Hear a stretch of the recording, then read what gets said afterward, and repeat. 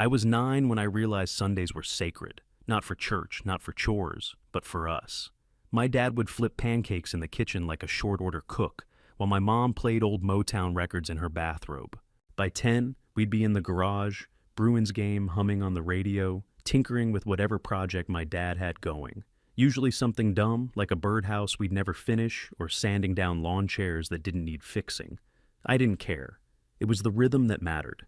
My name's Ryan. I'm 25 now, but this part happened just outside Boston, in a quiet suburb called Wilmington. Back then, life was simple. My dad, Tom, ran a concrete supply yard, and he ran it like a general. Crew loved him, trucks stayed moving, money came in. My mom, Diane, ran the house even tighter. I never saw her sit still unless she had a book or was talking to one of the neighborhood moms. She had this way of making everybody feel seen, like she remembered birthdays, teachers' names, allergies, even the brand of gum you chewed. Her rose garden was her pride. Backyard looked like a postcard from May through September. Quick note, before we start, how's your day going and where are you joining from? Dad wasn't loud about it, but he planned ahead. When I was born, he opened a college fund and told me it was the key. Education's the thing that opens doors nobody can shut in your face, he'd say, usually after I brought home a decent report card or helped him carry lumber without complaining. He didn't come from much, and I think that's why he wanted more for me. My Uncle Dean, Dad's older brother, was the opposite. Flashy real estate guy with a sharp car and shirts that always looked freshly pressed. He'd swing by every few months, toss me a baseball or some expensive souvenir, then talk shop with Dad over beers. They were tight but different, like they'd grown from the same soil but ended up in different weather. I didn't know it then, but everything about those Sundays, the pancakes, the smell of sawdust, the way Mom clapped when Dad made a joke, that was the foundation. That was the stuff I'd spend years chasing after once it all blew apart. It was the summer I turned 13 when everything cracked open. Mom had been fighting cancer for almost a year. It started with headaches, then hospital visits, then this hollow look in her eyes that wouldn't go away. I still remember the night she died. Quiet, just after midnight.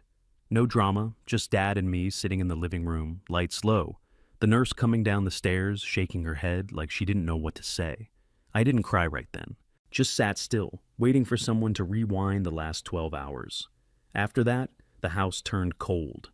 Not cold like temperature, cold like everything good had been stripped out. Dad didn't talk much. He'd leave before I woke up, come home after I was in bed. I learned how to microwave dinners, wash clothes, keep the trash from piling up. There were days it felt like I was the only person alive in that house. A year passed, then another. Somewhere in that second year, Dad started shaving again, dressing better, smiling sometimes. I figured he was finally coming out of it. I didn't expect what came next. He sat me down at the kitchen table one night, not a pancake in sight, and told me he'd been seeing someone. Her name was Valerie, marketing consultant, divorced, 2 kids. She's good people, he said, like that was supposed to tell me everything. The first time I met her, she wore heels in our kitchen. Who does that? She had this voice that sounded like she was always halfway through a sales pitch. Her kids were with their dad that weekend, but she showed me pictures. Mark, 16, and Abby, 10. I nodded like I cared. I didn't. 3 months later, they were married. Not engaged, married. Real fast. Valerie moved in like she owned the place. New rugs, fresh paint in the hallway, throw pillows with tassels. Mark and Abby got their own rooms the same day they arrived. My mom's craft room got cleaned out for Abby, the guest room for Mark. I got asked to share mine. I just think it's a smart use of space, Valerie said, smiling like a teacher trying to make detention sound fun. Dad nodded. That's all he did lately, nod. At first, I tried to buy in. Family dinners, movie nights, the whole bit. But I wasn't dumb. The jokes at the table, I didn't get them. They'd laugh about shows I didn't watch, places I'd never been, stories I wasn't part of. I'd try to jump in and they'd go quiet, like I'd killed the vibe. Then my mom started vanishing. First it was her framed pictures, taken off the walls, boxed up in the attic to make space. Then the snow globe collection she kept since college. Gone. I asked Dad where it went. She said it clashed with the new shelves, he mumbled, not even looking at me. Even the Sundays disappeared. Bruins games replaced with Abby's painting classes or Mark's soccer matches. One weekend, I went out to work on the old grill with Dad, like we used to. Valerie poked her head out the back door and said, "Tom, can you help Abby with her science fair project?" He went inside, didn't say a word. The rose garden was the last thing to go. One morning, I saw Valerie on the phone out back, stepping around it like it was trash. The next week, a landscaper showed up and ripped everything out. When I asked what happened, she smiled like it was cute. "Oh, those were dying anyway." Number? They weren't. I didn't say anything, just walked back upstairs to my half room and closed the door. A week after the garden was ripped out, Valerie moved a standing desk into the living room and started calling it her home office.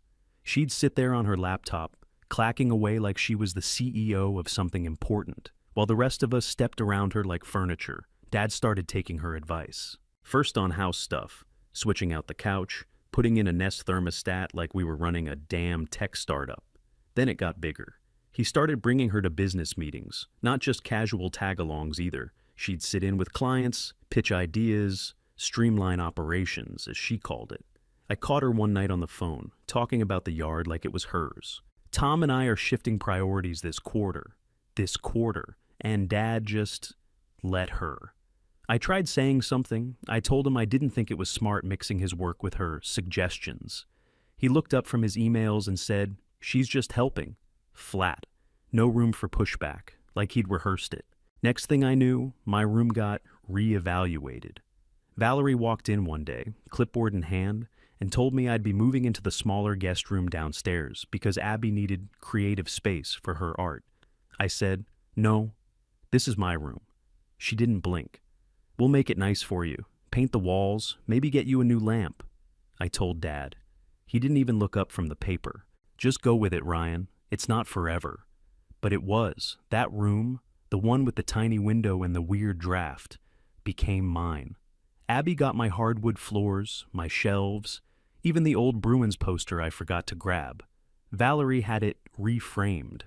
Every time I opened my mouth about something, Valerie twisted it. "He's being aggressive," she'd tell Dad. "He's shutting down. He's not adapting well." Whatever that meant. Meanwhile, Mark got a used BMW for his 17th birthday. BMW. I was asked to reconsider a $40 school trip to New York because money's tight right now. I started coming home later, studied at the library, hung out in the school parking lot with the engine running. I didn't want to walk in and hear Abby talking about her private art coach, or Mark bragging about some trip Valerie booked for him and his dad.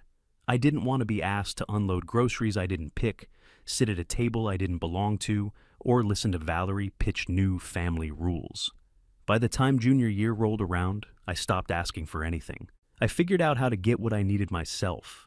Part-time gigs, tutoring underclassmen, selling old stuff online. I stayed out of the way, stayed quiet. Valerie liked it that way. Dad barely noticed. His hair got grayer, his shoulders started slumping, and he was always somewhere else, either literally or just mentally checked out. I kept my head down and circled the date. College move-in day. That was the finish line. That was when I'd finally walk out the front door without looking back. I was in third period history when the principal walked in. She called my name, quiet and quick, like she didn't want to explain anything in front of the other kids. I followed her down the hallway, stomach flipping, no idea what was waiting.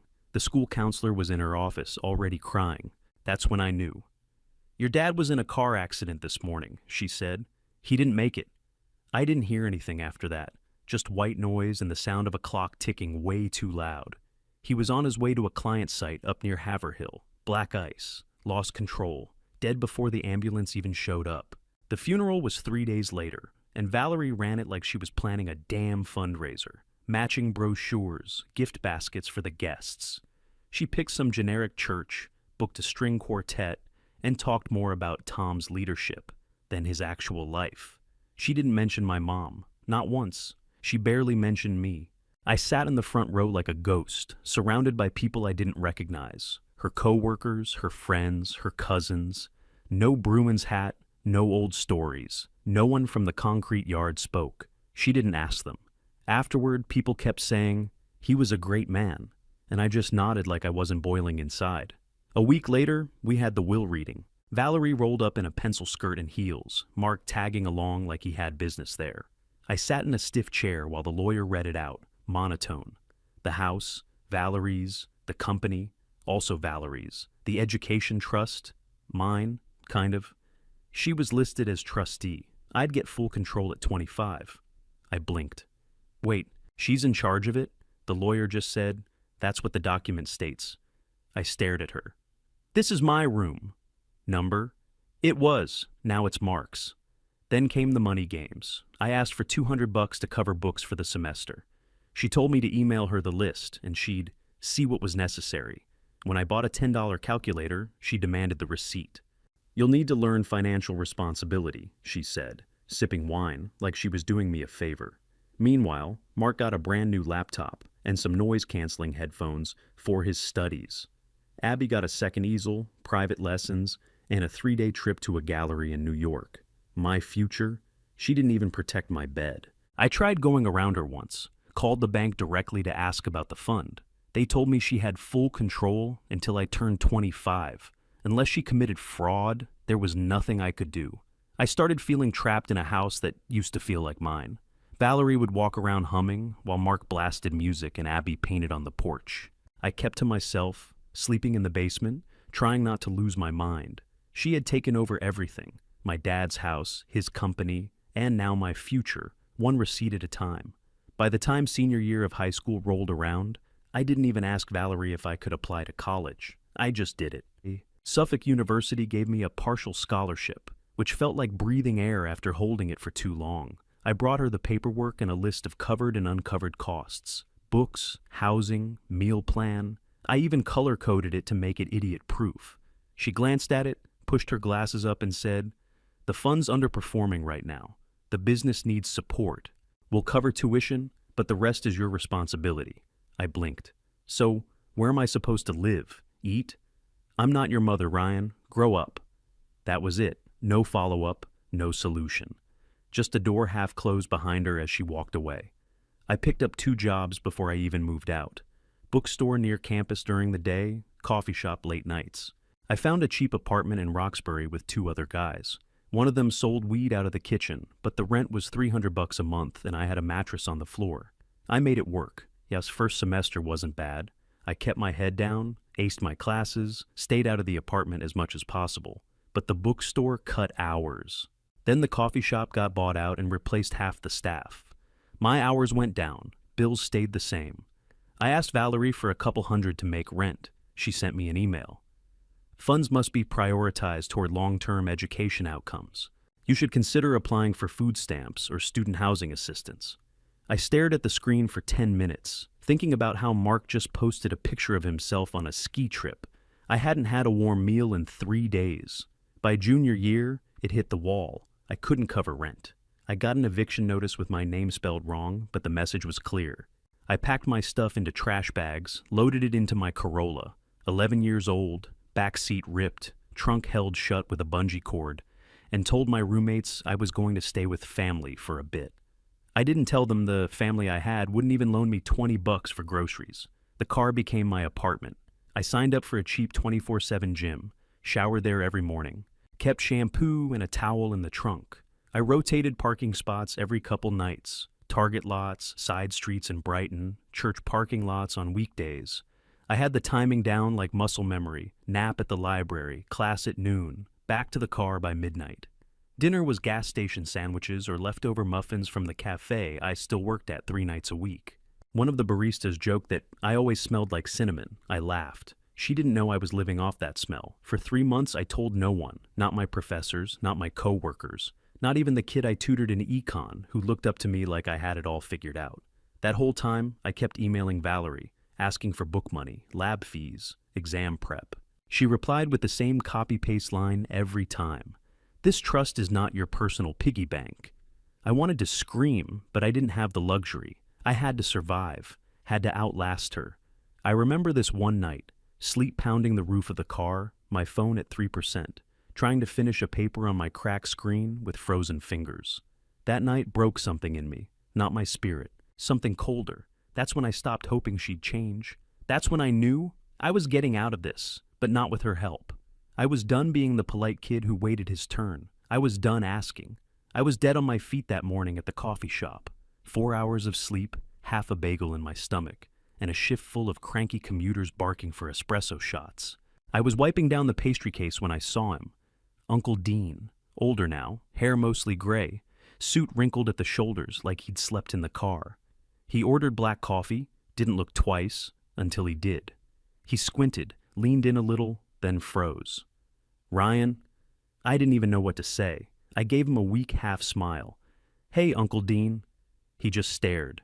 His eyes scanned me top to bottom, like he didn't believe what he was seeing. I probably looked 20 pounds lighter than the last time he saw me. Hollow cheeks, hair too long, eyes shot from no sleep. He stepped aside while I rang up the next guy, then waited at a corner table until I clocked out.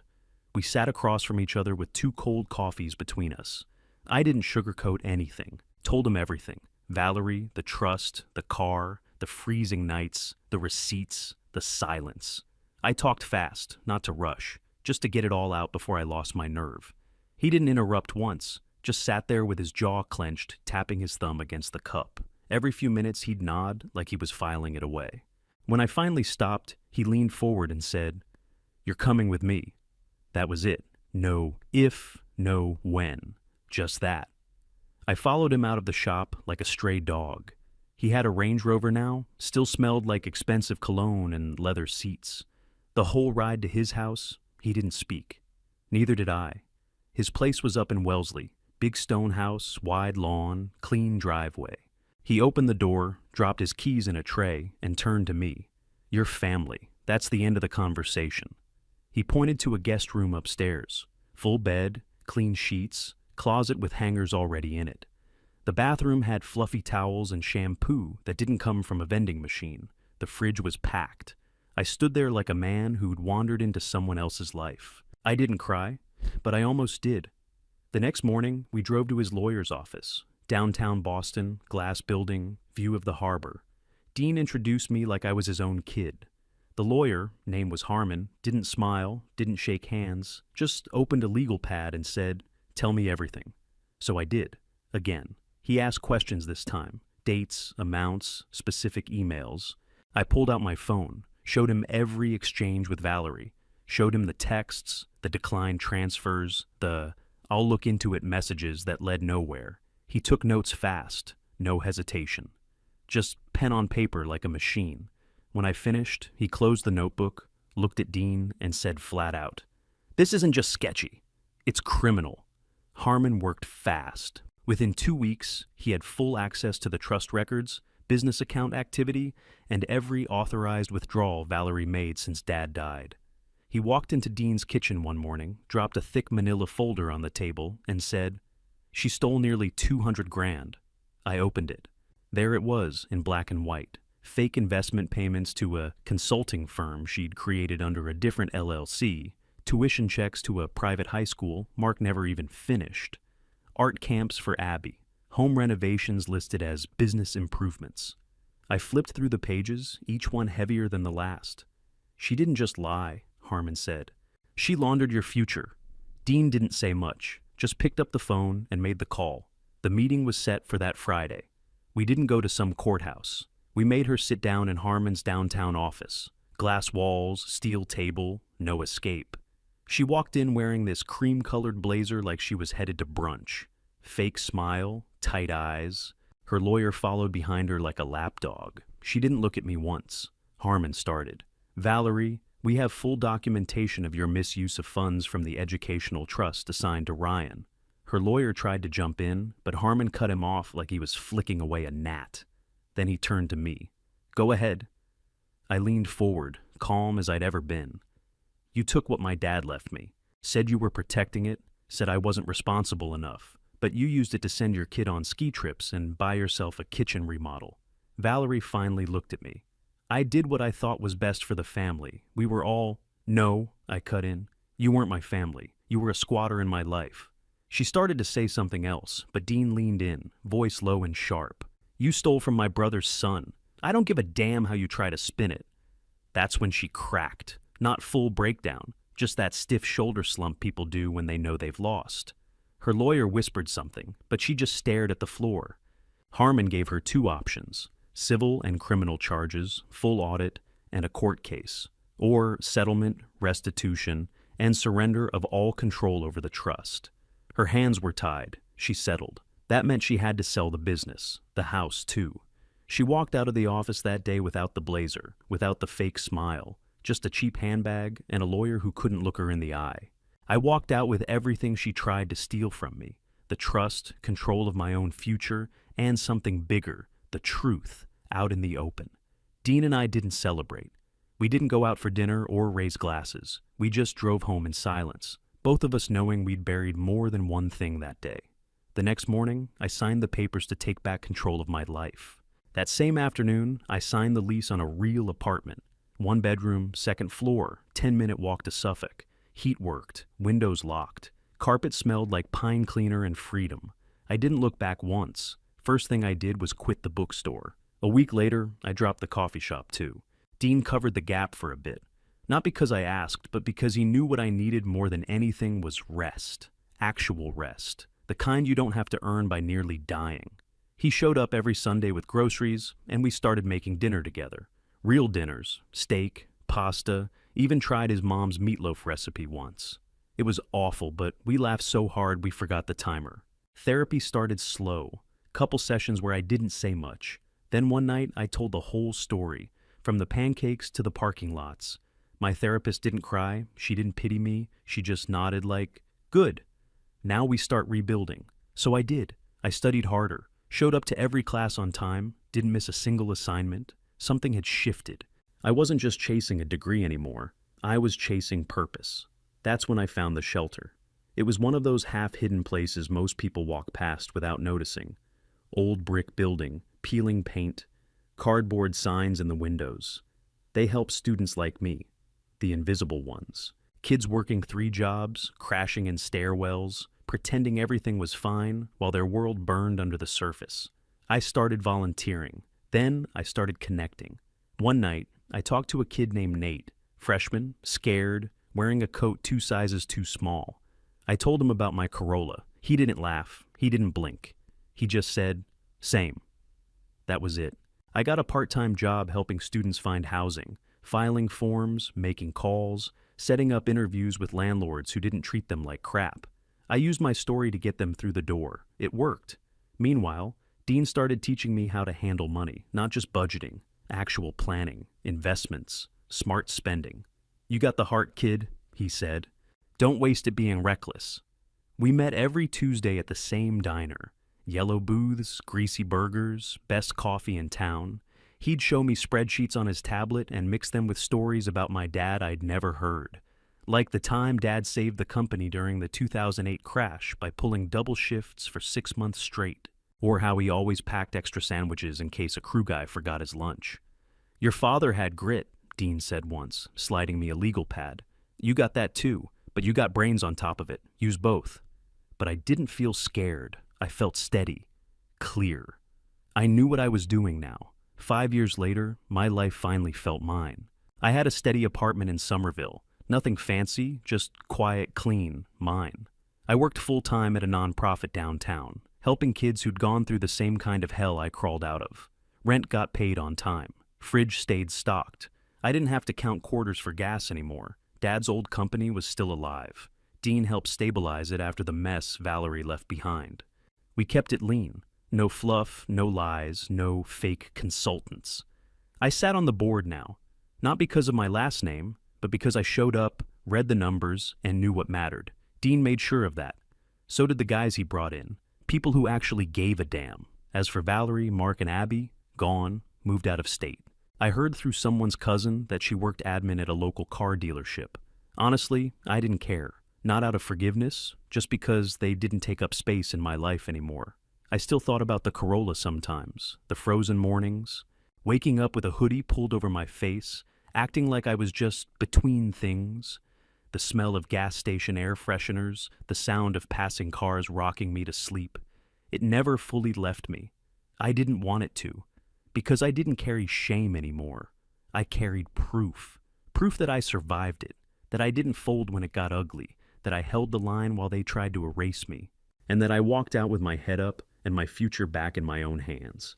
Dad would have been proud, not just because I got the degree, but Because I didn't quit. I never let someone else write the final chapter. Life was quiet now. No drama, no surprises. I had Sunday dinner at Dean's every week. Same table, same corny stories. Bills paid. Calendar full. Future clear. Nobody told me what to do with my money. Nobody asked for receipts. Nobody questioned if I deserved what I had. And every time I helped another student find a safe place to sleep, even just for one night, I remembered that cold Corolla and the way it felt to be forgotten. Helping them? That was payback money couldn't buy.